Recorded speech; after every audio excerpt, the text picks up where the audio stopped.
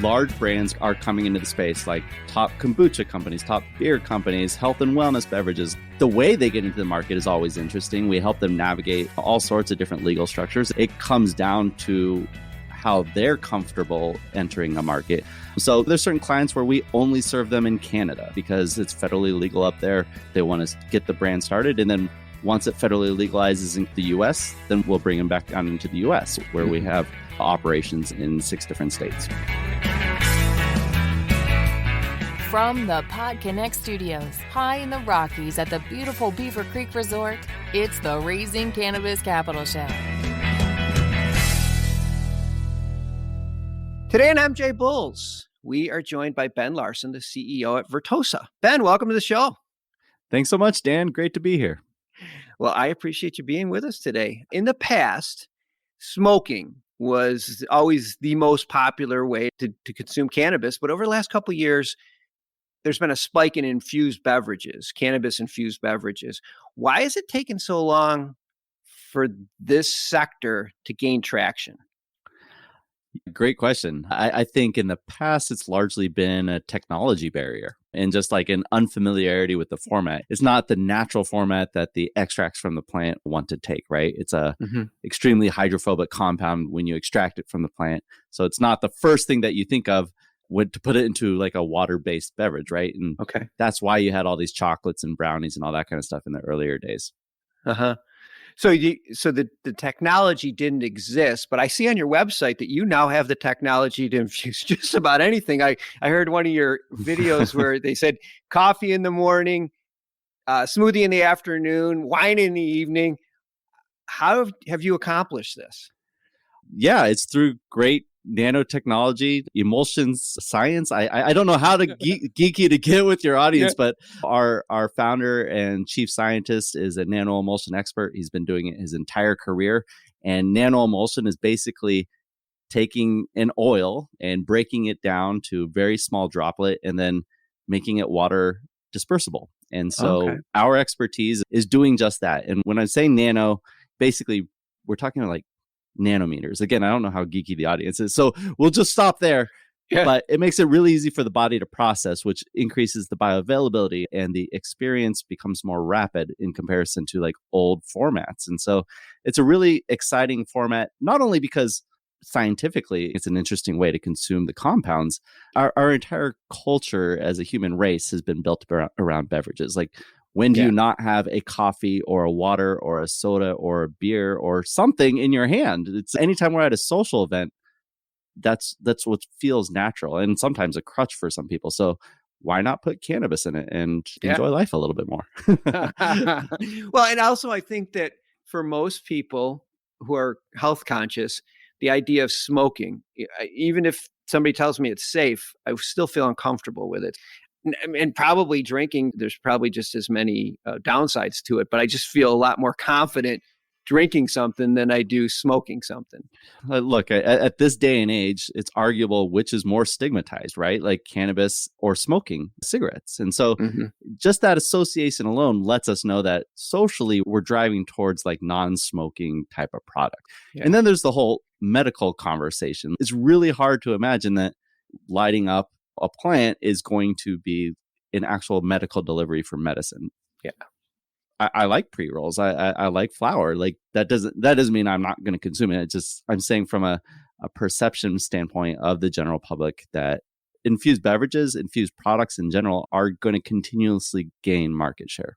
Exactly. I think that's my point, is that there's a huge segment of the market that will not smoke anything.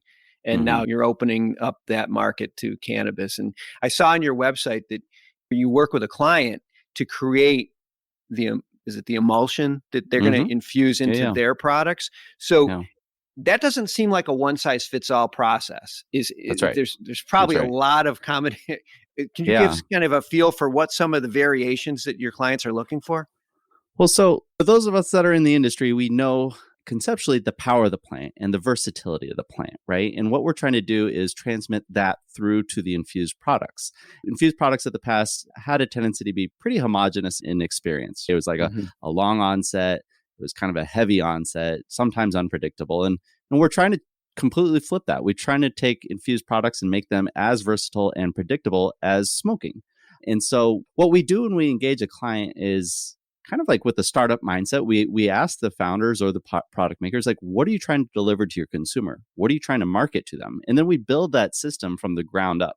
And there's some efficiencies that we've built over time because we serve over 100 clients in the market, but everything can change like in that process. And so what cannabinoids or origin do you want to say to the customer? Is it about incorporating minors like THCV, or do you want like a full spectrum extraction from Humboldt, California?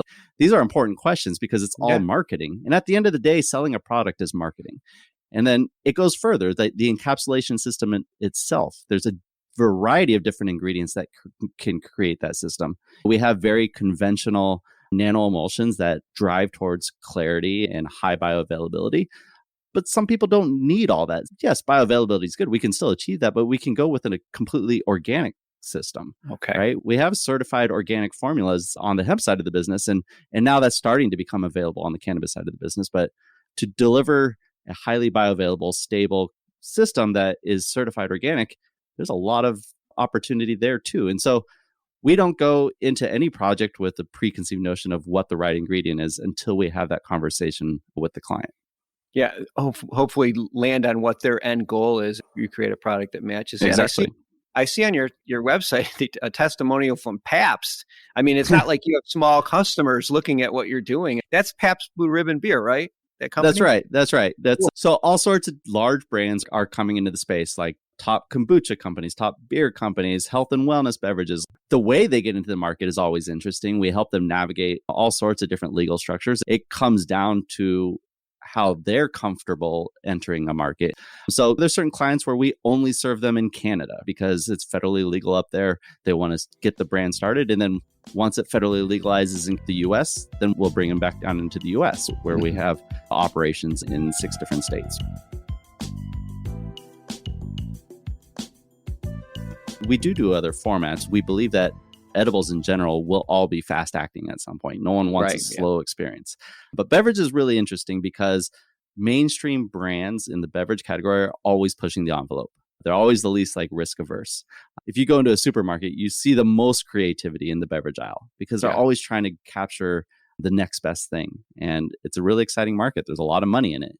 And so we knew that. Our first major customer was back in 2019, we engaged Vita Coco on the hemp side of the business, and they launched in both the US and the UK and realized that the US is a little challenging, but it's really showing good pickup in the UK. So they're having their infused coconut waters out there. And it's really exciting to help usher in this next breed of product to the mainstream.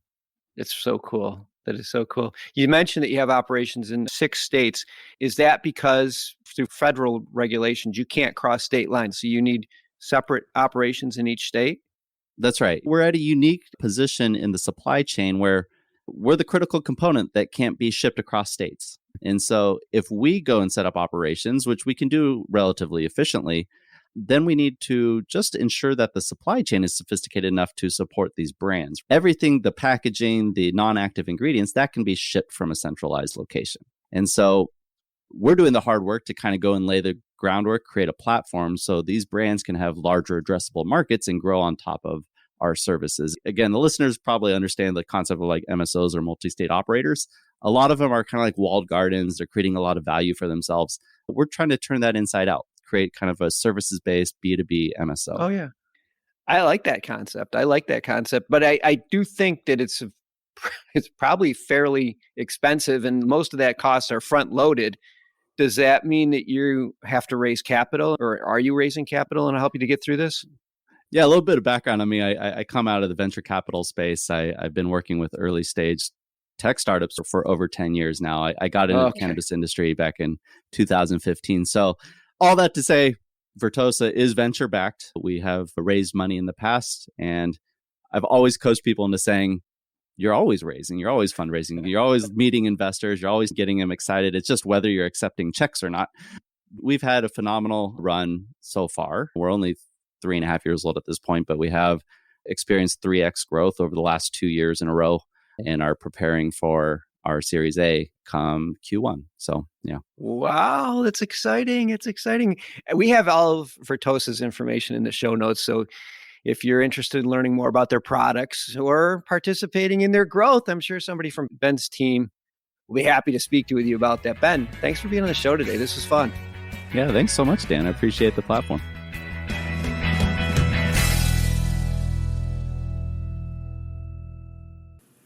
I'm Josh Kincaid, capital markets analyst and host of your cannabis business podcast, The Talking Hedge, and newest member on PodConX. So come on over and check out The Talking Hedge. We talk about business news, interviews, investments, events, all that stuff. So come nerd out with me over at The Talking Hedge.